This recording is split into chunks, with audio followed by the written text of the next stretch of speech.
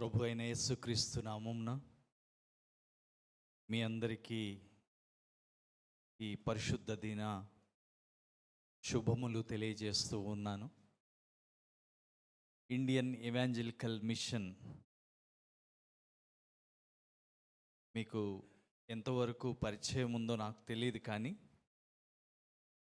దేవుని మహాకృపలో ప్రభు అయిన యేసుక్రీస్తు ఇచ్చినటువంటి అంతిమ ఆజ్ఞ ప్రకారం మీరు సర్వలోకమునకు వెళ్ళి సర్వసృష్టికి సువార్తను ప్రకటించమన్నటువంటి ఆ గొప్ప ఆజ్ఞను చేతపట్టుకొని శిష్యులైనటువంటి వారు ఆయా ఖండాలకు ఆయా దేశాలకు వెళ్ళి సువార్తను ప్రకటించినటువంటి వారు. మన భారతదేశానికి భక్తుడైనటువంటి తోమా వచ్చి కేరళ, తమిళనాడు ప్రాంతాల్లో సువార్త పరిచర్య చేసి అనేక సంఘాలని, అనేక మంది సేవకుల్ని, శిష్యుల్ని తయారు చేసినటువంటి వాడు. ఆ తర్వాత అనేక మంది మిషనరీస్ మన భారతదేశానికి రావడాన్ని బట్టి భారతదేశంలో సువార్త వ్యాపించి సంఘాలు స్థాపించబడ్డాయి, సేవకులు రావడం జరిగింది. మనందరికీ తెలిసినట్లుగా భారతదేశ స్వతంత్రం తర్వాత ఈ యొక్క క్విట్ ఇండియా మూమెంట్లో మిషనరీస్ అందరినీ వారి వారి దేశాలకు పంపించడం జరిగింది. ఆ తర్వాత 47 నుంచి 60వ సంవత్సరం వరకు సువార్త స్తబ్దత ఏర్పడింది. ఆ తర్వాత 65లో తమిళనాడులో కొంతమంది స్నేహితులు, ఫ్రెండ్స్ కలిసి ప్రార్థన చేయటం, దేవుడు వారికి తన దర్శనాన్ని చూపించటం వలన అనేకమైనటువంటి మిషనరీ ఆర్గనైజేషన్స్ స్టార్ట్ అయినాయి. దానిలో భాగంగానే ఇండియన్ ఎవాంజలికల్ మిషన్. ఈ ఇండియన్ ఎవాంజలికల్ మిషన్లో పరిచర్య చేయడం ఒక్క వ్యక్తితో స్టార్ట్ అయినటువంటి ఈ పరిచర్య ఈనాడు దగ్గర దగ్గర 1000 మంది పరిచర్యలో పాలు పొందుతూ మరి భారతదేశంలోనూ ఇతర దేశాల్లోనూ సువార్త అందించటంలో మిషనరీస్ ముందుకు రావడం జరుగుతూ ఉంది. ప్రియ దేవుని బిడ్డలారా, దేవాది దేవుడు తన మహాకృపలో నన్ను కూడా ఈ పరిచర్యలో పాలిభాగస్తుని చేసుకున్నాడు. 94వ సంవత్సరంలో దేవుడు నన్ను పిలిచి తన పరిచర్య కొరకు మారుమూల ప్రాంతాల్లో గిరిజనుల మధ్య, నక్సలైట్స్ మధ్య పరిచర్య చేయటానికి దేవుడు నాకు కృప చూపించాడు. వరంగల్ జిల్లా భూపాలపల్లి మండల్, ఇప్పుడు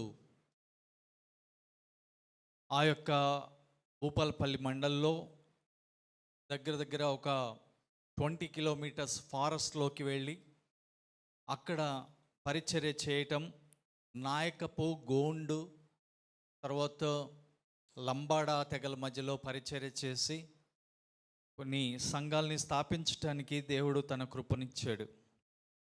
మిషనరీ అనుభవాలు చాలా గొప్పగా ఉండేవి.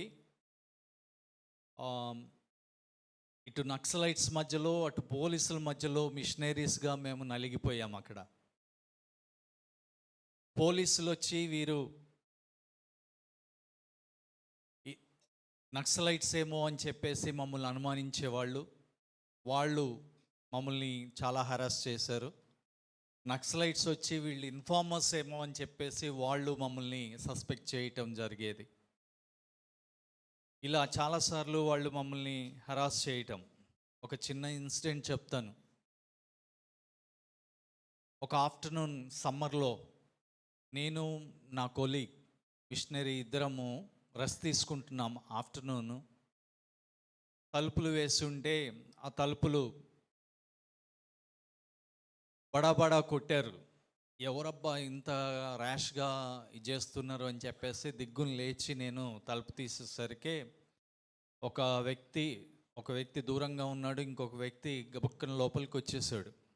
వచ్చేసి, ఎవరు నువ్వు, ఎక్కడి నుంచి వచ్చావు, ఏంటి పరిస్థితి, నువ్వు ఒక్కడివే ఉంటున్నావా, ఇంకెవరున్నారు అని చెప్పేసి నా కొలీగ్తో నేను ఉంటున్నానంటే తన గురించి అడిగాడు. నా గురించి ఇన్ఫర్మేషన్ తీసుకున్నాడు. ఆ తర్వాత మా కొలీగ్ని సేమ్ ప్రశ్నలు వేశాడు, మా ఇద్దరి మాటలు టాలీ అయ్యాయా లేదా అని. అయితే మీరు ఏం చేస్తున్నారు అనేటువంటి విషయాన్ని మేము చెప్పినప్పుడు, ఓహో మీరు సేవకులా, సరే సేవ చేసుకోండి జాగ్రత్త అనుకుంటూ వెళ్ళిపోయాడు.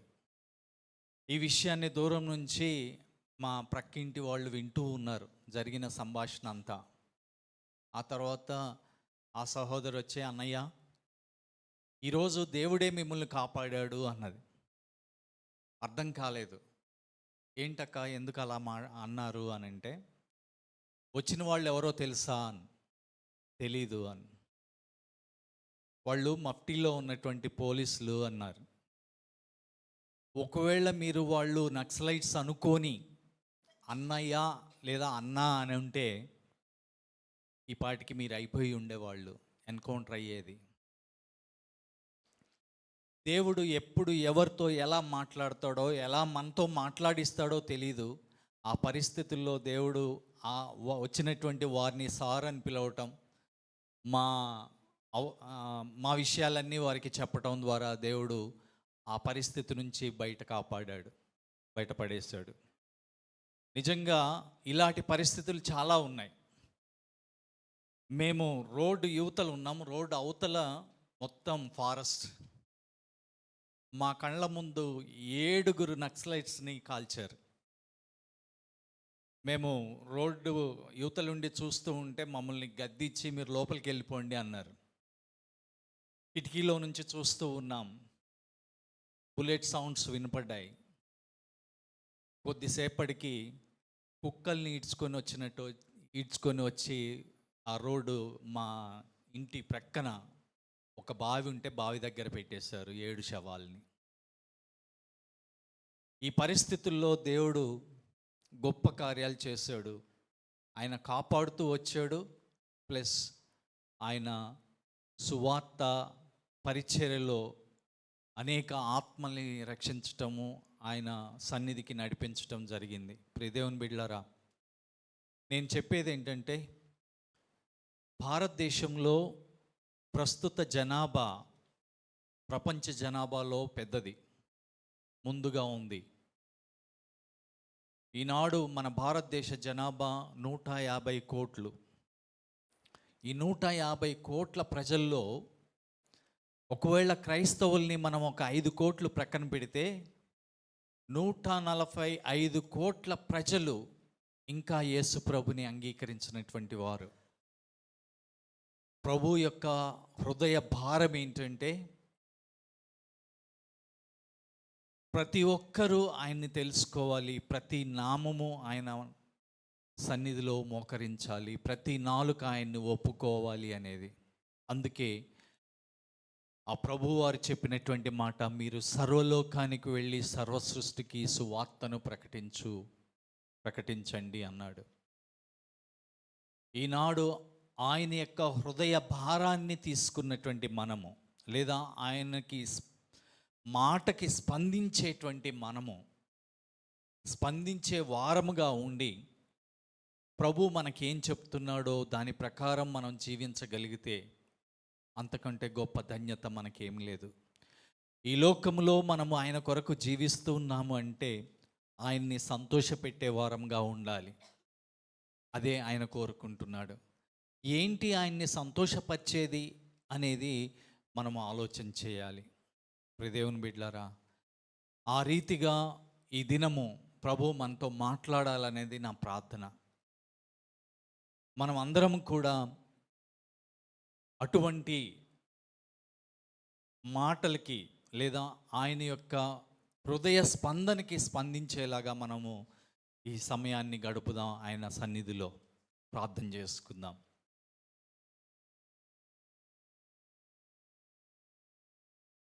మహోన్నతుడా, సర్వోన్నతుడా, సర్వశక్తిమంతుడా గొప్ప దేవా నీ ఘనమైన పాదములకు వందనాలు స్తోత్రాలు చెల్లిస్తూ ఉన్నా.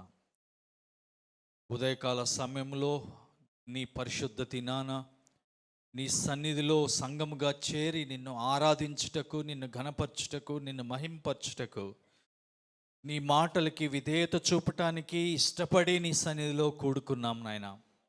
మీరు మాతో ఉండండి, మాతో మాట్లాడండి.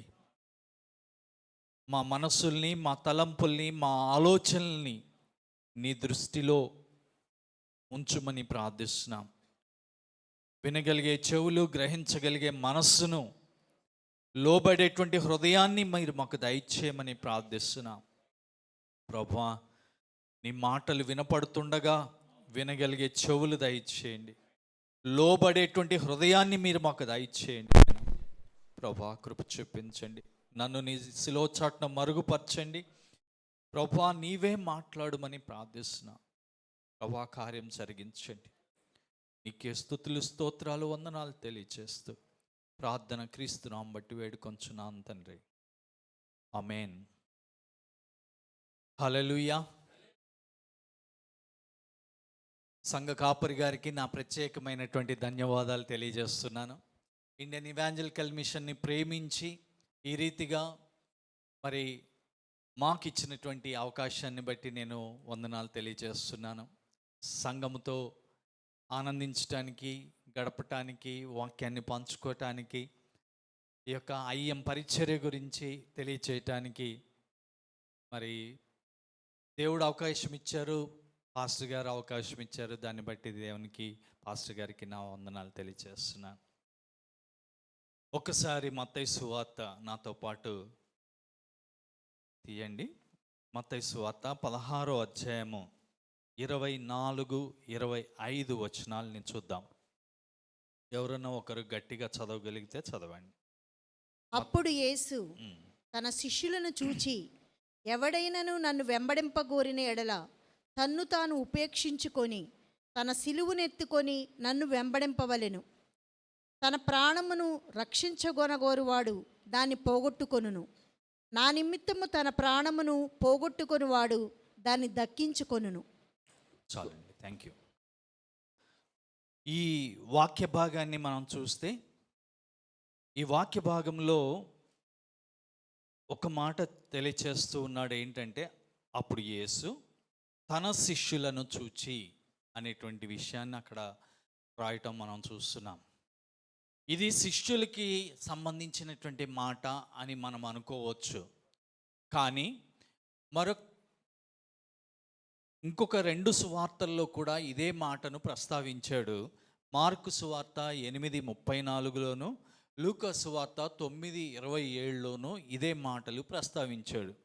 అయితే అక్కడ మార్కు సువార్తలో ఏముంటాడంటే, తన శిష్యులను చూచి, జన సమూహమును చూచి అనేటువంటి మాటను అక్కడ తెలియచేస్తున్నాడు. లూకా సువార్తలోనేమో లూకా 9:23లో ఆయన అందరితో ఇట్లనెను సేమ్ మాటలు అవే ఉన్నాయి, కొంచెం అటు ఇటు తేడాగా ఉంటుంది ఆ మాటలు. అయితే జనరల్గా మనకి ఆలోచన చేస్తే ఈ మాట ఏంటంటే, ఎవరైనా నన్ను వెంబడింపగోరిన ఎడల తన్ను తాను ఉపేక్షించుకొని తన సిలువనెత్తుకొని నన్ను వెంబడించాలి అని ప్రభు సెలవిస్తూ ఉన్నాడు. రైట్. ఇక్కడ నేను 2 విషయాల్ని నేను మీకు జ్ఞాపకం చేస్తాను. ఈ 2 విషయాలు ఏంటంటే, ఆయన్ని వెంబడించేటువంటి వాళ్ళు ఉపేక్షించుకొని సిలువనెత్తుకొని ఆయన్ని వెంబడించాలి. ఈ 2 మాటలు. అయితే ఇది ఎవరికి చెప్తున్నాడు అనేటువంటి విషయాన్ని ఆలోచన చేస్తే, మొట్టమొదట శిష్యులతో అన్నాడు, తర్వాత అందరితో అన్నాడు, తర్వాత జన సమూహంతో అన్నాడు. రైట్. ఇప్పుడు అందరితో అన్నా, జన సమూహంతో ఉన్నా నీవు నేను ఉన్నామా లేదా? ఉన్నాం కదండి. రైట్. ఆనాడు శిష్యులతో చెప్పాడు, ఈనాడు మనందరితో చెప్తున్నాడు. అయితే ఇంకొక ప్రశ్న ఏంటంటే, ఆనాడు శిష్యులతో చెప్పిన, అక్కడ ఉన్నటువంటి జనసమూహంతో చెప్పిన, అందరితో చెప్పిన వారిలో మనం ఉన్నాము అనేటువంటి విషయాన్ని నేను తెలియచేస్తూ, శిష్యులతో చెప్పాడు అని అంటే ఒకటి ఆలోచన చేయాల్సింది, మనము శిష్యులమా కాదా అనేది. అర్థమవుతుంది కదండి. సో ఇది శిష్యులతో చెప్పాడు అనుకుంటే నీవు నేను శిష్యులమా అనేది ప్రశ్న. రెండోది, ఒకవేళ అందరితో అన్నాడు అని అంటే అందరిలో నీవు నేను ఉన్నామా, లేదా అక్కడ ఉన్న జనసమూహంతో చెప్తున్నాడంటే ఆ జనసమూహంలో నీవు నేను ఉన్నామా అనేటువంటి విషయాన్ని కూడా మనం ఆలోచించేయాలి. ప్రియదేవుని బిడ్డలారా, సరే శిష్యుడు అనేటువంటి విషయాన్ని మనం ఆలోచన చేస్తే, శిష్యుడు అనేటువంటి వాడు ఎవరు? అసలు శిష్యుడు అనేటువంటి మాట బైబిల్లో ఎన్నిసార్లు ఉంది అనేటువంటి విషయాన్ని మనం ఆలోచన చేయాలి. ఇక్కడ ఉన్నటువంటి మనమందరము, సపోజ్ మనల్ని ఎవరన్నా మన ఆఫీస్లో కానీ లేకపోతే బయట కానీ ఎవరన్నా ఇంట్రడ్యూస్ చేసినప్పుడు ఏమని ఇంట్రడ్యూస్ చేస్తారు? మనల్ని ఏమంటారు? పలానా వాళ్ళ అమ్మాయి అబ్బాయి అంటారు. ఇంకా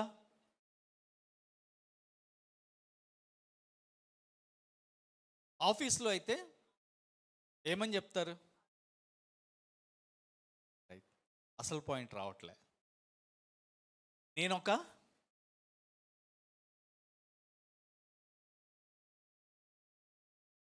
ముఖ్యంగా సరే స్త్రీలను చూద్దాం.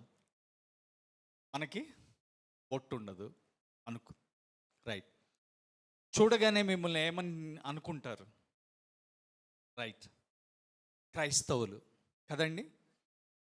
ఈ లోకంలో క్రైస్తవులంగా మనము చలామణి అవుతున్నాం, క్రైస్తవులంగా ఇతరులకి పరిచయం చేయబడుతున్నాం, చేసుకుంటున్నాం కూడా కదండి. రైట్. ఇదే విజయవాడలో గత 7 సంవత్సరాల క్రితం నేను వచ్చినప్పుడు మేము ఇల్లు సర్చ్ చేస్తున్నాం రెంట్ కొరకు. సింపుల్గా మమ్మల్ని అంటే ఏం చేస్తారు అని అడిగినప్పుడు మేము పాస్టర్స్, అప్పటి వరకు అన్నీ చూపించారు, అన్నీ చేశారు, రెంట్ మాట్లాడుకున్నాం, అన్నీ అయిపోయింది. మేము నాన్ వెజిటేరియన్స్కి ఇవ్వమండి, క్రిస్టియన్స్కి ఇవ్వము అనకుండా నాన్ వెజిటేరియన్స్కి ఇవ్వము అన్నారు. సో అర్థమైపోయింది, ఓకే ఏంటి ఈ విషయంలో అంటే, క్రైస్తవులంగా ఈ లోకంలో ఉన్నటువంటి మనము, చలామణి అవుతున్నటువంటి మనము, బైబిల్లో క్రైస్తవులు అనేటువంటి మాట ఎన్నిసార్లు రాయబడిందో తెలుసా అండి? కేవలం 3 సార్లే రాసింది. కేవలం 3 సార్లు మాత్రమే క్రైస్తవులు అని వాక్యంలో రాయబడింది. మరి ఇక్కడ యేసు ప్రభు వారు చెప్పినటువంటి మాట ఏమన్నాడు? శిష్యుల్ని చూచి మీరు నన్ను వెంబడించండి అన్నాడు. అయితే క్రైస్తవుల్ని చూచి మీరు నన్ను వెంబడించండి అన్నాడా? అనలేదు కదా. ఉన్నటువంటి ప్రశ్న ఏంటంటే, ఈ లోకంలో శిష్యులైనటువంటి వారిని యేసు ప్రభు వారు చెప్పేటువంటి మాట ఏంటంటే, మీరు నన్ను వెంబడించండి అన్నాడు. అయితే క్రైస్తవులంగా ఈ లోకంలో పిలువబడుతున్నటువంటి మనము శిష్యులంగా పిలువబడుతున్నామా లేదా అనేటువంటి విషయాన్ని, అసలు క్రైస్తవులు అనేటువంటి పేరు ఎప్పుడు వచ్చింది, ఎందుకు వచ్చింది?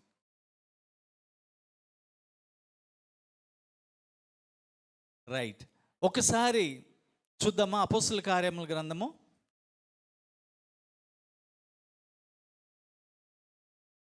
11:26. వారు కలిసి 1 సంవత్సరమంతయు సంఘములో ఉండి బహుజనములకు వాక్యమును బోధించిరి.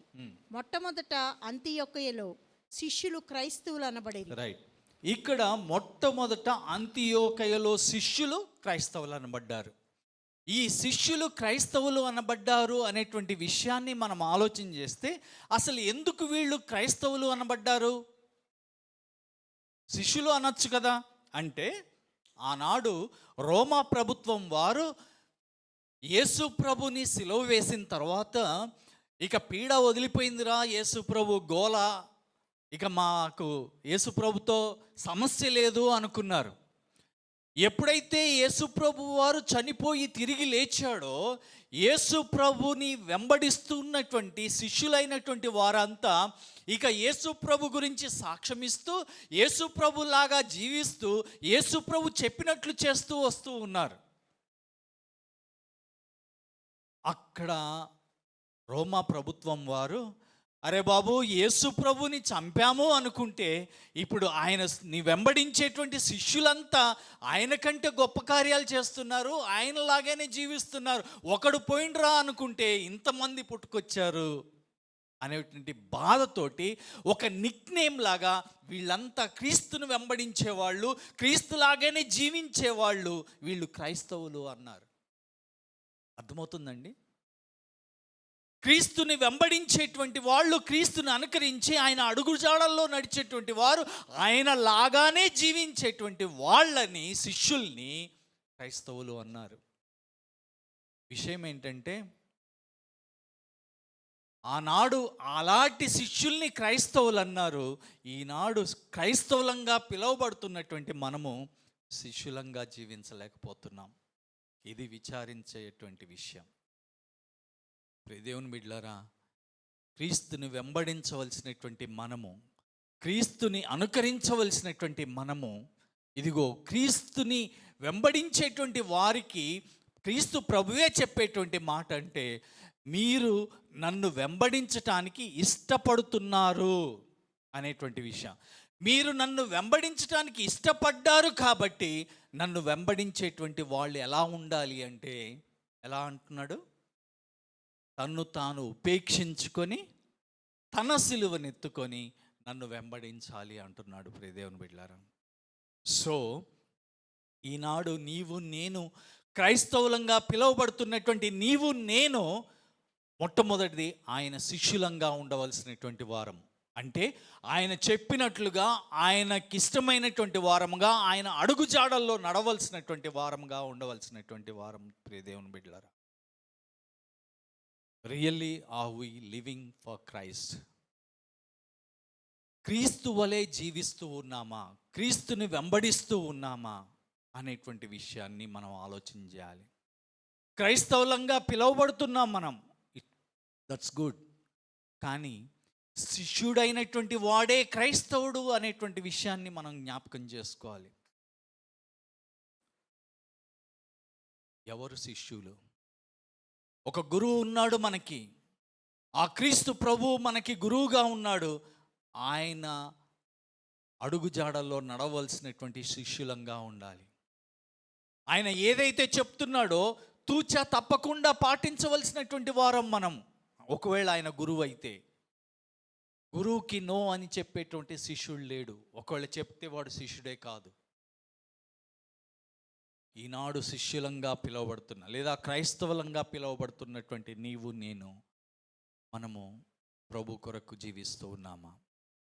ఇప్పుడు ప్రభు ఏం చెప్తున్నాడంటే, నన్ను వెంబడింపగోరిన ఎడల, ఇది ఆప్షన్ అండి. ఒకవేళ నీవు యేసు ప్రభుని వెంబడించాలని నీవుగా నిర్ణయించుకుంటే, నీవు ఇష్టపడినట్లయితే, ఇదిగో ఇలా ఉండాలి అని చెప్తున్నాడు.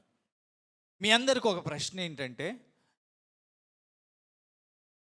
మిమ్మల్ని ఈ మందిరానికి బలవంతంగా ఎవరన్నా తీసుకొచ్చారా? ఏమండి, ఎవరన్నా చెప్పండి. ఇప్పుడే పాస్టర్ గారి మీద కేసు పెడదాం. లేదు కదా, ఇష్టపడి వచ్చారు. దేవుడు మీ జీవితంలో చేసిన మేళ్లను బట్టి, లేదా ఆయన మీతో మాట్లాడిన విధానాన్ని బట్టి, నా దేవుడు నాతో మాట్లాడాడు, నేను ఆయన్ని నా రక్షకుడిగా అంగీకరించాను అని ఇష్టపడి ఆయన దగ్గరకు వచ్చారు. అయితే ఇప్పుడు ప్రభు ఏమంటారు? నన్ను వెంబడింప గోరిన ఎడల, క్లియర్గా చెప్తున్నాడు. నీవు ఇష్టపడిన ఎడల, ఆయన్ని వెంబడించాలని నువ్వు కోరుకుంటే ఎలా వెంబడించాలో ఇప్పుడు చెప్తున్నాడు. ఒకవేళ నీవు ఇష్టపడితే ఏం చేయాలి? తన్ను తాను ఉపేక్షించుకోవాలి అంటున్నాడు. ఉపేక్షించుకోవటం అంటే ఏంటండి? చెప్పండి. పరిశోధించుకోవటం, ఇంకా తగ్గించుకోవటం, ఇంకా చెప్పాలి, ఆయన గురించి చెప్పటం, ఇంకా లోబడటం. మీ ఒపీనియన్స్ చెప్పండి. ఉపేక్షించుకోవటం అంటే కాదనుకోవటం, రైట్? ఇంకా ఓకే, ఒక రీతిగా మీరు అన్నవన్నీ కరెక్టే. తగ్గించుకోవటం, కాదనుకోవడం, ఇవన్నీ. అయితే చిన్న ఉదాహరణ చెప్తాను. అసలు ఉపేక్షించుకోవటం అంటే ఏంటో మనకు అర్థమవుతుంది అనుకుంటున్నాను నేను. దేవుడు నాకు ఇచ్చిన జ్ఞానం ప్రకారం నేను మీకు తెలియచేస్తాను. మీ అందరికీ వానపాము తెలుసు కదండి, ఎర్త్వామ్. వానపాము సైన్స్ స్టూడెంట్స్ కానీ ఇంగ్లీష్ తెలిసిన ఓకే, మనందరికీ తెలిసినటువంటి విషయం ఎర్త్వాము లేదా వానపాము, లేకపోతే ఎర్ర, ఏమంటారో, రైట్? ఏది ఉన్నప్పటికీ అది ఎంత పెద్ద వానపాము అయినా చిటికిన వేలు కంటే కూడా సన్నగా ఉంటుంది, అవునా? రైట్. ఒకవేళ చిన్న బాబు 1 year or 2 years బాబు ముందు ఆ వానపాముని పెట్టి ఆడుకోరా అన్నాం అనుకుందాం, ఏం చేస్తాడు బాబు? దాన్ని పట్టుకుంటాడు, అటు కొడతాడు, ఇటు కొడతాడు, దాంతో టైంపాస్ చేస్తాడు, చివరికి కొట్టి కొట్టి దాన్ని చంపేస్తాడు. తల్లి లేదా తండ్రి వాడు ఆడుకోవటం చూస్తూ ఉంటాడు, ఎంజాయ్ చేస్తూ ఉంటారు వాళ్ళు, అవునా? అవునా కాదా? రైట్. ఒకవేళ అప్పుడే పుట్టినటువంటి ఒక త్రాచుపాము పిల్లని అక్కడ పెడదాం,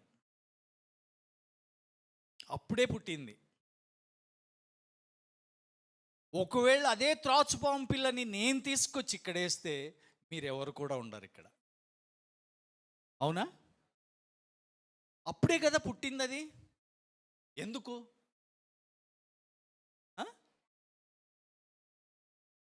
రైట్. దానిలో విషం ఉంది. దాని స్వభావం ఏంటి? కాటు వేసే స్వభావం, అవునా? ప్రమాదం. చిన్న పిల్లోడి ముందు వానపామును వేశాము, ఈవెన్ పెద్దవాళ్ళమైనటువంటి మనము కూడా అప్పుడే పుట్టిన త్రాచుపాము ముందు మనం ఆడుకోలేము, దాన్ని దగ్గర ఉంచలేము.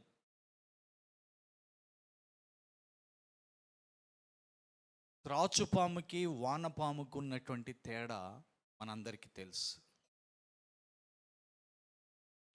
మన స్వభావం ఏంటో తెలుసా? త్రాచుపాము లాంటి స్వభావం మంది. బుసలు కొట్టే స్వభావం, పగ పెట్టుకునే స్వభావం, విషముతో నిండినటువంటి స్వభావము. అర్థమైందా? ఎప్పుడైతే ప్రభు సన్నిధికి వచ్చావో, ఎప్పుడైతే ప్రభు నీ రక్షకునిగా అంగీకరించావో, నీ స్వభావము వానపాము స్వభావంలా మారాలి. హల్లెలూయా, హల్లెలూయా. నీ కోరలు విరవబడాలి, నీలో ఉన్న విషం తీయబడాలి. ఇది అంటున్నాడు ప్రభు ఉపేక్షించుకోవటం అంటే.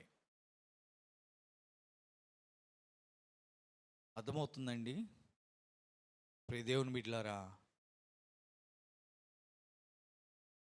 నీలో ఇటువంటి స్వభావం ఉంది కాబట్టి నీ స్వభావాన్ని మార్చుకొని ఇదిగో వానపాము స్వభావంలాగా మారాలి అంటున్నాడు ప్రభు అయిన క్రీస్తు. అదే మాదిరి చూపించాడు. పేతురు యేసు ప్రభుని పట్టుకోవటానికి వచ్చినప్పుడు వెంటనే కత్తి తీసి ఆ యొక్క సైనికుని యొక్క చెవి నరికాడు. యేసు ప్రభు ఒక మాట అన్నాడు, పేతురు, నేను నా తండ్రిని అడిగితే కోటాను కోట్ల దేవదూతల్ని పంపించడా అన్నాడా? యుద్ధం చేయడా? వాళ్ళని నాశనం చేయడా? నాకు ఆ శక్తి లేదా? ఎస్. నీ స్వభావం ఏదున్నా కానీ ఇదిగో నేను నా ప్రభు కొరకు నేను ఇది భరిస్తున్నాను అని. మరొక ఉదాహరణ చెప్తాను నేను. బైబిల్ గ్రంథంలోనే ఒక మాట రాయబడి ఉంది. మూడు టైప్స్ ఆఫ్ నపుంసకులు ఉన్నారు. నపుంసకులు అంగవైకల్యం కలిగినటువంటి వారు. తల్లి గర్భములో అంగవైకల్యంతో నపుంసకుడుగా పుట్టినవాడు కలడు. మనుషుల చేత నపుంసకులుగా చేయబడినటువంటి నపుంసకులను కలరు. ప్రభు నిమిత్తము నపుంసకుడుగా ఉన్నటువంటి వారు ఉన్నారు అన్నాడు. అర్థమవుతుంది అనుకుంటా. జన్మతః అంగవైకల్యంతో పుట్టినటువంటి నపుంసకులు ఉన్నారు. మనుషుల చేత ఇప్పుడు మనం చూస్తే భిక్షాటన చేసేటువంటి వాళ్ళు కావచ్చు, లేకపోతే మీరు ఎక్కడ చూసినా అటువంటి వాళ్ళు కనిపిస్తారు. వాళ్ళు మనుషుల చేత చేయబడినటువంటి వాళ్ళు. మూడో వాళ్ళు ఎవరో తెలుసా? నీవు నేనై ఉండాలి. హల్లెలూయా, హల్లెలూయా. ఏంటో తెలుసా అండి? నీకు రోషం ఉంది, కోపం ఉంది, పగ ఉంది, అన్నీ ఉన్నాయి. ఏ విషయంలో నువ్వు తగ్గేది లేదు. కానీ ప్రభు కోసం ఒక చెంప కొడితే మరొక చెంప చూపించాలి. ఇది ప్రభు మనకి నేర్పినటువంటి పాఠం. నువ్వు కొట్టగలవు, 10 మందిని కొట్టగలవు. వాడు ఒకటి కొడితే నువ్వు 10 కొట్టగలవు, లేకపోతే వాళ్ళు 10 కొడితే నువ్వు ఒకటన్నా కొట్టగలవు. నీకు ఆ రోషం ఉంది. కానీ ప్రభు కోసం నువ్వు తగ్గించుకుంటున్నావు. ప్రభు కోసం నిన్ను నువ్వు తగ్గించుకొని చాతకాని వాడవుగా, చాతకాని దానవుగా నీవు ఉండాల్సినటువంటి పరిస్థితి. అర్థమవుతుంది అనుకుంటా నేను చెప్పేది. ఉపేక్షించుకోవటం అంటే, ప్రియ దేవుని బిడ్డలారా, నీకున్న స్వభావాన్ని మార్చుకొని తగ్గించుకొని వానపాములాగా అటుకొట్టినా ఇటు కొట్టినా చివరికి చంపటానికి సిద్ధపడ్డా నోరు ఎత్తకూడని పరిస్థితి నీ జీవితంలో రావాలి. నన్ను వెంబడించేటువంటి వాళ్ళు తన్ను తాను ఉపేక్షించుకోవాలి అని అంటే ఇదండి దేవుడు మనకి చెప్పేటువంటి ఆ యొక్క స్వభావము నీలో ఉండాలి అని ప్రభు జ్ఞాపకం చేస్తున్నాడు. అలా ఉంటున్నావా? మీ అత్త ఒకటి తిడితే 10 తిడుతున్నావా? నీ ఎదుటి ఇంటి వాళ్ళు, ప్రక్కింటి వాళ్ళు ఒకటంటే నువ్వు 10 అంటున్నావా? ఏది నీ క్రైస్తవ జీవితం? ఏది నీ విశ్వాస జీవితం? క్రైస్తవుడుగా పిలువబడుతున్నావే, శిష్యత్వపు లక్షణాలు నీలో ఉన్నాయా? శిష్యునిగా నువ్వు జీవించగలుగుతున్నావా? ఒక్కసారి ఆలోచన చేయండి. ప్రభు నీ నుంచి ఏం కోరుతున్నాడో అది నువ్వు చేయగలుగుతున్నావా? ఒక నపుంసకుడిగా, ఒక నపుంసకురాలుగా నువ్వు జీవించడానికి ఇష్టపడుతున్నావా? ప్రభు నిమిత్తము నిన్ను నువ్వు త్యాగం చేసుకొని తగ్గించుకొని ఉపేక్షించుకోగలిగేటువంటి పరిస్థితిలో నీవు ఉన్నావా? ఆలోచన చేయండి ప్రియ దేవుని బిడ్డ. ఇది మొట్టమొదటిది. రెండో విషయాన్ని మనం చూద్దాం. ఏమంటున్నాడు? ప్రతిదినము తన సిలువనెత్తుకొని నన్ను వెంబడించవలను. ఏమంటున్నాడు? ప్రతిదినము తన సిలువనెత్తుకొని ప్రభువుని వెంబడించాలి. ఒక వ్యక్తికి రోజు ప్రార్థన చేస్తున్నాడంట వ్యక్తి. ఏంటి ఆ ప్రార్థన అంటే, ప్రభువా నాకున్న కష్టాలు చాలా పెద్దవి నాయనా, నేను భరించలేకపోతున్నాను, ఈ శ్రమలు నేను సహించలేకపోతున్నాను, ఈ సిలువను నా నుంచి తీసివేయి ప్రభువా, ఈ సిలువని నేను భరించలేకపోతున్నానని ప్రార్థన చేస్తున్నాడండి. ఒకరోజు కల వచ్చింది. ఇలా మందిరంలో చాలా సిలువలు ఉన్నాయంట. ప్రభు అన్నాడట, నీకు ఇష్టం వచ్చినటువంటి సిలువ నువ్వు ఎన్నుకో, అదే నీకు ఇస్తాను అన్నాడంట. మందిరంలో ఉన్నటువంటి సిలువలు అన్నిటి దగ్గరికి పోయాడు, అన్నిటినీ తీసుకుంటున్నాడు. ఇది లావు ఉంది, ఇది పొడవు ఉంది, ఇది పొట్టిగా ఉంది, ఇది నాకు సూట్ అవ్వట్లేదు, ఈ ఏ సిలువ కూడా నాకు భరించట్లేదు అనుకొని చివరికి అన్ని తిరిగి తిరిగి తిరిగి ఒక సిలువ దగ్గరికి వచ్చి ఇదైతే బాగుంది, నాకు సూట్ అయింది, నా హైట్కి తగ్గట్టుగా వెయిట్ ఉంది, తర్వాత పొడవు అన్నీ కరెక్ట్గా ఉన్నాయి, ప్రభు ఈ సిలువ నాకు ఇవ్వా అంటే ప్రభు అన్నాడంట, పిచ్చివాడా, ఇంతసేపు ఇచ్చింది నీకు అదేరా అన్నాడు. ఇంతసేపు మోసిన సిలువే అది, నువ్వు మోసిన సిలువే అది. ఎస్, దేవుడు మనం మోయగలిగినంత, భరించగలిగినంత కష్టాలు, బాధలు, శ్రమలు అవే ఇస్తాడు నీకు, కానీ నువ్వు భరించలేనంతగా ఇవ్వడు. అది మనం జ్ఞాపకం చేసుకోవాలి. అయితే సిలువ దేనికి సాదృశ్యం అండి? శ్రమలు,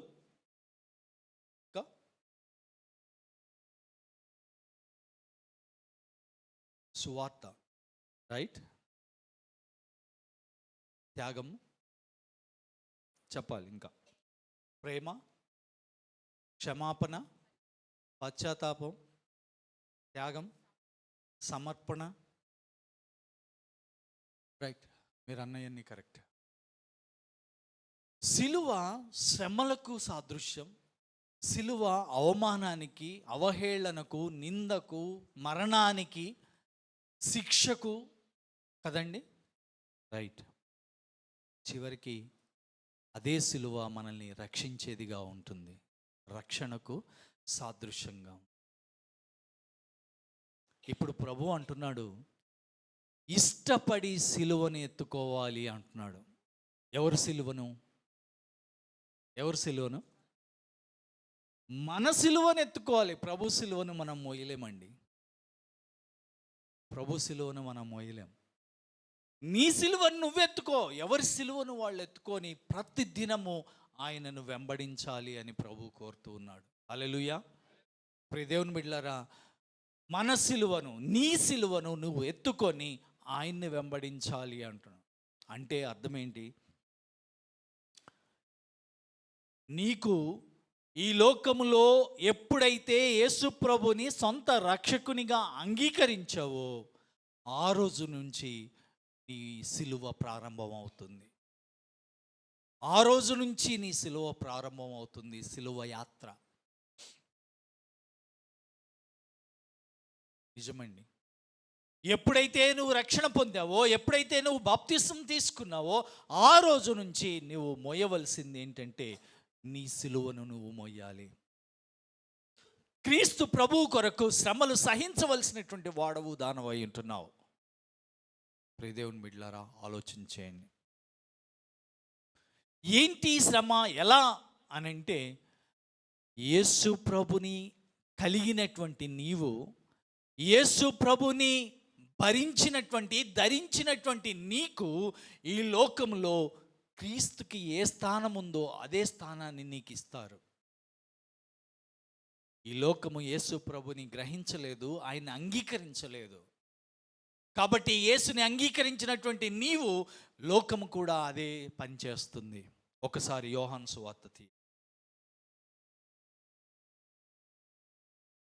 యోహాను సువార్త 15వ అధ్యాయము 18-19 వచనాలు చదవండి. లోకము మిమ్మును ద్వేషించిన ఎడల మీకంటే ముందుగా నన్ను ద్వేషించినని మీరెరుగుదురు. మీరు లోక సంబంధులైన ఎడల లోకము తన వారిని స్నేహించును. అయితే మీరు లోక సంబంధులు కారు, నేను మిమ్మును లోకముల నుండి ఏర్పరచుకొంటిని. అందుచేతని లోకము మిమ్మును ద్వేషించుచున్నది. హల్లెలూయా. ప్రియ దేవుని బిడ్డలారా, ఎప్పుడైతే మీరు యేసు ప్రభుని అంగీకరించారు అనంటే దానికి సాదృశ్యం ఏంటంటే యేసు ప్రభు మిమ్మును లోకములో నుంచి ఏర్పరచుకున్నాడు అని అర్థం. హల్లెలూయా. ఇప్పుడు చెప్పండి, మీరు లోక సంబంధులా కాదా? కాదు కదండి. హల్లెలూయా. లోక సంబంధులు కాదు కాబట్టి మీరు యేసు వారై ఉన్నారు. హల్లెలూయా. ఇప్పుడు మళ్ళొకసారి చదువుదాం. లోకము మిమ్మును ద్వేషించిన ఎడల, చూడండి, లోకము మిమ్మును ద్వేషించిన ఎడల మీకంటే ముందుగా నన్ను ద్వేషించినని మీరెరుగుదురు. అర్థమవుతుంది కదండి, రైట్. మీరు లోక సంబంధులైన ఎడల లోకము తన వారిని స్నేహించును. అర్థమవుతుంది కదా? లోక సంబంధులైతే లోకంతో పాటు మీరు కూడా ఉంటారు. అంటే అర్థం ఏంటి? తాగేటోడితో తాగుతారు, తిరిగేటోడితో తిరుగుతారు, జల్సాలు చేసే వాళ్ళతో జల్సాలు చేస్తారు. కాబట్టి లోకంతో మీకు వైరమే లేదు, విరుద్ధమే లేదు. హాయిగా లోకంలో మీరు కలిసిపోయారు. ఎప్పుడైతే మీరు యేసుని నమ్ముకుంటారో ఇప్పుడు ఏం జరుగుతుంది? లోకంతో సంబంధం లేదు. ఒకసారి చూద్దాం. పేతురు పత్రిక చూడండి, 4:3-4 చూడండి. మళ్ళీ మొదటికి వద్దాం యోహాను సువార్తకి. ఇక్కడ చూడండి, మొదటి పేతురు పత్రిక 4వ అధ్యాయం 3-4 వచనాలు. మనము పోకిరీ చేష్టలు, దురాశలు, మద్యపానము, అల్లరితో కూడిన ఆటపాటలు, త్రాగుబోతుల విందులు, చేయదగని విగ్రహ పూజలు మొదలైన వాటి యందు నడుచుకొనుచు అన్యజనుల ఇష్టము నెరవేర్చుచుండుటకు గతించిన కాలమే చాలును. తర్వాత అపరిమితమైన దుర్వ్యాపారమునందు తమతో కూడా మీరు పరిగెత్తకపోయినందుకు వారు ఆశ్చర్యపడుచు మిమ్మల్ని ద్వేషించుచున్నారు. అర్థమైందండి? ఇంతకు ముందు ఈ పనులన్నీ చేశారు. ఏంటది? పోకిరి చేష్టలు, దురాశలు, మద్యపానం, అల్లరితో కూడిన ఆటపాటలు, తాగుబోతుల విందులు, చేయదగిన విగ్రహ పూజలు అన్నిటి యందు మీరు నడుచుకొనచ్చు అన్యజనుల ఇష్టము నెరవేర్చారు. కాబట్టి ఎవడేమనలే, వాళ్ళతో తందాన ఆడారు. ఎప్పుడైతే యేసు ప్రభు దగ్గరికి వచ్చారో, ఎప్పుడైతే యేసుని సొంత రక్షకునిగా అంగీకరించి వాటన్నిటికీ దూరంగా ఉండటం మొదలెట్టారో అప్పుడు ఏమవుతుందంట? వాళ్ళంతా మొట్టమొదట ఆశ్చర్యపడ్డారట. అరే, నిన్నటిదాకా వీడు నాతో తిరిగినోడే, తాగినోడే కదా, ఇప్పుడేంది ఓ పెద్ద నీతి బోధలు చెప్తుండు, నీతిగా బతుకుతుండు అని అంటూ ముందు ఆశ్చర్యపడతారట. తర్వాత ఏం జరుగుతుందట? దూషించడం మొదలు పెడతారట. ఇప్పుడు లోకానికి శత్రువులు అయిపోయారు మీరు. మళ్ళీ యోహాను సువార్తకు వద్దాం. ఏమన్నాడు అక్కడ? లోకము మిమ్మును ద్వేషించిన యెడల మీకంటే ముందుగా నన్ను ద్వేషించినని మీరు ఎరుగుదురు. మీరు లోక సంబంధులైన యెడల లోకము తన వారిని. అర్థమైంది కదండి? పేతురులో ఏముంది? అంతవరకు మీరు తాగారు, తిరిగారు, అప్పటి వరకు మీతో చాలా క్లోజ్గా ఉన్నారు, లోకంతో మీరు ఐక్యంతో ఉన్నారు. ఇప్పుడు ఏమంటున్నాడు? లోకం తన వారిని స్నేహించును, అయితే మీరు లోక సంబంధులు కారు, నేను మిమ్మల్ని లోకంలో నుండి ఏర్పరచుకున్నాను. కాబట్టి ఏమంటున్నాడు? లోకము మిమ్మల్ని ద్వేషించటం, దూషించటం మొదలు పెడుతుంది. అర్థమైందా? రైట్. ఒకవేళ లోకము మిమ్మల్ని ద్వేషిస్తూ ఉంటే, దూషిస్తూ ఉంటే మీరు ధన్యులు. హల్లెలూయా. ఎందుకు? దూషిస్తున్నారు కాబట్టి ధన్యులా? రైట్. ఒక్క పేజ్ తిప్పండి, యోహాను సువార్త 16వ అధ్యాయం. నా యందు మీకు 33వ వచనం, చివరి వచనం. నా యందు మీకు సమాధానము కలుగునట్లు ఈ మాటలు మీతో చెప్పుచున్నాను. లోకములో మీకు శ్రమ కలుగును, అయినను ధైర్యము తెచ్చుకొనుడి, నేను లోకమును జయించి ఉన్నాను. ఏమంటున్నాడు అక్కడేమో 15, 18, 19లో ఏమంటున్నాడంటే లోకములో మీకు శ్రమ కలుగుతుంది అంటే లోకములో నుండి నేను ఏర్పరచుకున్నాను కాబట్టి ఆ లోకము మిమ్మల్ని ద్వేషిస్తుంది అన్నాడు. ఇప్పుడు 16వ అధ్యాయానికి వచ్చేసరికి లోకంలో మీకు శ్రమ కలుగును, అయినా మీరు ధైర్యం తెచ్చుకోండి, నేను లోకాన్ని జయించు. So what? అయితే ఏంటి? యేసు ప్రభు ఆయన దేవుడు, దేవుని కుమారుడు, ఆయన లోకాన్ని జయించాడు, దాంట్లో గొప్ప ఏం లేదు. మరి నేను ఆఫ్టర్ ఆల్ ఒక మనిషిని, నాకేంటి? ఆయన లోకాన్ని జయిస్తే నాకేంటి? ఆయన లోకాన్ని జయించాడు, నిజమే. నేను జయించడానికి నాకు శక్తి లేదు, నేను చేయలేను. కానీ ఒక మాట చెప్తున్నాడు, 1 యోహాను పత్రిక 4:4 చూడండి.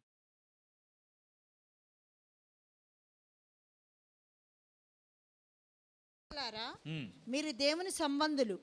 మీలో ఉన్నవాడు లోకములో ఉన్నవాని కంటే గొప్పవాడు గనుక మీరు వారిని జయించి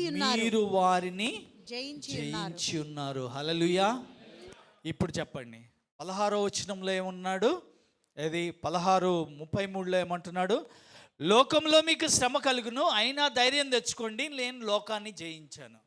ఇప్పుడు యోహాను 4:4, మొదటి యోహాను 4:4లో ఏమంటున్నాడు? చిన్నపిల్లారా ధైర్యం తెచ్చుకోండి, మీలో ఉన్నవాడు లోకంలో ఉన్నవాని కంటే గొప్పవాడు కాబట్టి మీరు వాన్ని జయించారు.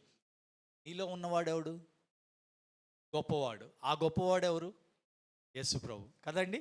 లోకాన్ని జయించినటువంటి యేసు ప్రభు నీలో ఉన్నట్లయితే నువ్వు కూడా లోకాన్ని జయిస్తావు. హల్లెలూయా, హల్లెలూయా. ప్రియ దేవుని బిడ్డలారా, ఇప్పుడు మనకున్నటువంటి ధైర్యం ఏంటంటే, లోకము నన్ను ద్వేషిస్తుంది. ఎందుకు? యేసు ప్రభుని లోకం ద్వేషించింది. ఆ యేసు ప్రభు నన్ను లోకంలో నుంచి వేరు చేశాడు, లోకంలో నుంచి నన్ను ఎన్నుకున్నాడు, ఏర్పాటు చేసుకున్నాడు. ఇప్పుడు ఈ లోకము నన్ను ద్వేషిస్తుంది, దూషిస్తుంది, అయినా నాకు భయం లేదు. ఎందుకంటే ఆ లోకాన్ని జయించినటువంటి యేసు ప్రభు నాలో ఉన్నాడు. హల్లెలూయా. నాలో ఉన్నాడు కాబట్టి నేను లోకాన్ని జయిస్తాను. ఎవడేమన్నా, ఎవడు ఎటువంటి పరిస్థితి వచ్చినా నాకు సంబంధం లేదు. ఒకవేళ నన్ను చిత్రహింసలు పెట్టి నన్ను చంపేసినా పర్వాలేదు, కానీ నా యేసు నాలో ఉన్నాడు, నేను ధైర్యంగా ప్రభు కొరకు జీవించగలను. హల్లెలూయా, హల్లెలూయా. ప్రియ దేవుని బిడ్డలారా, నిజమైనటువంటి క్రైస్తవుడు, క్రీస్తుని కలిగినటువంటి వ్యక్తి ఉండేటువంటి ధైర్యం ఏంటి వానికంటే, ఆయనలో నివసించేది జీవం కలిగిన దేవుడు కాబట్టి ధైర్యంగా ఉండగలడు. దేనికి భయపడడు, లోకానికి భయపడడు. లోకాన్ని జయించినటువంటి క్రీస్తు వానిలో ఉన్నాడు కాబట్టి లోకాన్ని జయించడానికి శక్తి కలిగినటువంటి వాడుగా ఉంటున్నాడు. హల్లెలూయా. ప్రియ దేవుని బిడ్డలారా, ఆ శక్తి, ఆ ధైర్యం నీలో ఉందా అనేది ప్రశ్న. నీవు లోకాన్ని జయించడానికి, లోకము నిన్ను ఒకవేళ ద్వేషించినా, దూషించినా, హింసలు పెట్టినా, ఆయన కొరకు నువ్వు జీవించగలిగితే అంతకంటే గొప్ప భాగ్యమేమి. మణిపూర్లో, ఛత్తీస్గఢ్లో ఏర్పడినటువంటి ఆ చిత్రహింసలు, వ్యతిరేకతలు ఎలాంటివైనా వాళ్ళు ఎలా ప్రభు కొరకు నిలబడగలిగారు? నేను ఒక వీడియో చూశాను. ఒక టీనేజర్ పాప, ఆ పాపని బాగా హింసలు పెట్టారు, కొట్టారు. ఒక దేవాలయం ముందు తీసుకెళ్ళి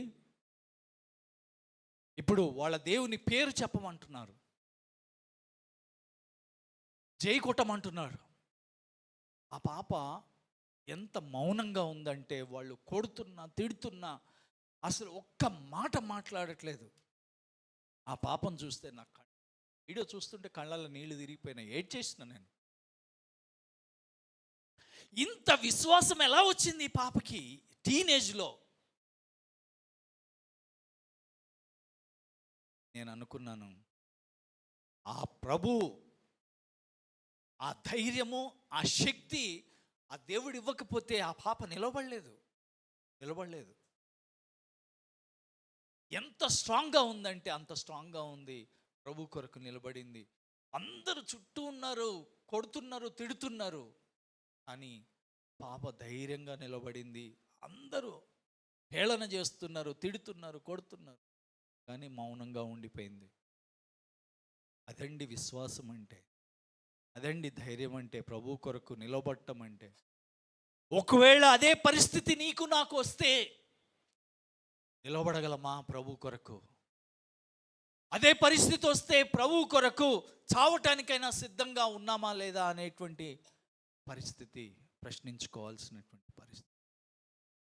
ప్రియ దేవుని బిడ్డ, రావచ్చు, అటువంటి రోజులు రావచ్చు, పరిస్థితులు రావచ్చు. నీ జీవితం ఏమై ఉంది, నీ విశ్వాస జీవితం, నీ క్రైస్తవ జీవితం ఎలా ఉంది అనేది మనం ఆలోచన చేయవలసినటువంటి పరిస్థితి. పౌలు భక్తుడు అంటాడు గలతీ పత్రికలో, ఒకసారి చూద్దామా?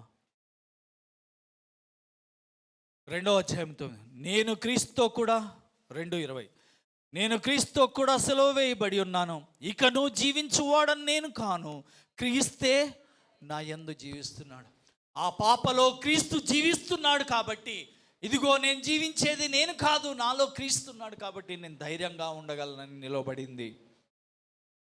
అదే 1 పేతురు పత్రిక 4వ అధ్యాయం 16వ వచనంలో ఒక మాట ఉంది. ఇది రెండో మాట, క్రైస్తవుడు అనేటువంటి మాట. ఎవడైనను క్రైస్తవుడైనందుకు బాధ అనుభవించిన ఎడల అతడు సిగ్గుపడక ఆ పేరుని బట్టియే దేవుని మహిమపరచవలను. క్రైస్తవుడైనందుకు సిగ్గుపడద్దు. బాధను అనుభవించినట్లయితే ఆ పేరుని బట్టే నీవు దేవుని మహిమపరచాలని ప్రభు కోరుతున్నాడు. ప్రియ దేవుని బిడ్డలారా, దేవుడు నీకు అవకాశం ఇస్తూ ఉన్నాడు. క్రీస్తు కొరకు నిలబడటానికి, క్రీస్తు కొరకు శ్రమలు అనుభవించటానికి, ఒకవేళ ఆ పరిస్థితులు వస్తే ఆయన కొరకు జీవించడానికి నువ్వు సిద్ధంగా ఉన్నావు. మత్తయి సువార్త మన అందరికీ తెలిసినటువంటిదే. 5, 10, 12 చూస్తే అక్కడ, నీతి నిమిత్తము హింసింపబడువారు ధన్యులు, పరలోక రాజ్యము వారిది అంటున్నాడు. 11వ వచనం, నా నిమిత్తము జనులు మిమ్మును నిందించి హింసించి మీ మీద అబద్ధంగా చెడ్డ మాటలెల్లా పలుకున్నప్పుడు మీరు ధన్యులు, సంతోషించి ఆనందించుడి, పరలోకమందు మీ ఫలమధికమగును, ఇలాగు మీకు వారు ప్రవక్తలు హింసింపబడిరి.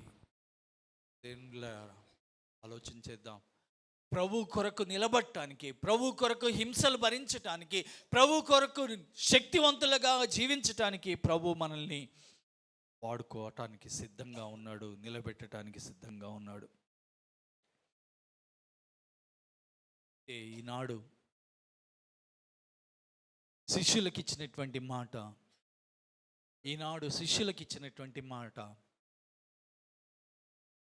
నా సిలువనెత్తుకొని వెంబడించండి అన్నటువంటి ఆ ప్రభు శిష్యులకు తెలియజేస్తున్నటువంటి మాట ఏంటంటే, మీరు సర్వలోకమునకు వెళ్ళి సర్వ సృష్టికి సువార్తను ప్రకటించండి. మార్కు సువార్త 16లో అన్నాడు, మత్తయి సువార్త 28:19లో ఏమంటున్నాడంటే, కాబట్టి మీరు వెళ్ళి సమస్త జనులను శిష్యులుగా చేయండి అన్నాడు. యేసు ప్రభు మీరు క్రైస్తవునిగా చేయండి అన్నాడా? ఎక్కడా లేదండి. మీరు క్రైస్తవుల్ని చేయండి అని తన శిష్యులకి చెప్పినటువంటి మాట ఏంటంటే, మీరు వెళ్ళి సమస్త జనులను శిష్యులుగా చేయండి అంటున్నాడు. ఈనాడు మోస్ట్ ఆఫ్ ది పాస్టర్స్ వాళ్ళకి శిష్యుల్ని చేసుకుంటున్నారు, వాళ్ళకి శిష్యులుగా చేసుకున్నారు. అది చాలా తప్పు. ప్రభు అంటున్నాడంటే, శిష్యులుగా తయారు చేయండి. ప్రభు కొరకు శిష్యులుగా తయారు చేయవలసినటువంటి బాధ్యత ప్రతి క్రైస్తవుడిది, ప్రతి విశ్వాసిది.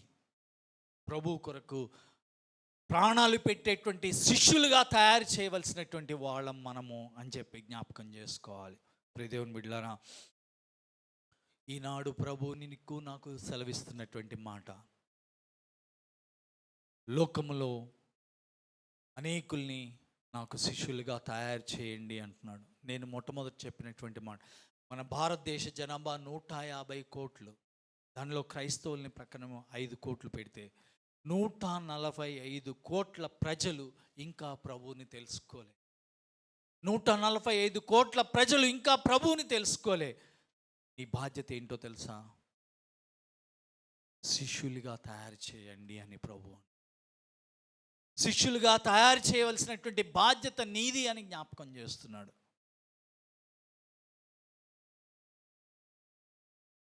ప్రశ్న ఏంటంటే, అసలు నీవు శిష్యుడుగా జీవిస్తున్నావా లేదా?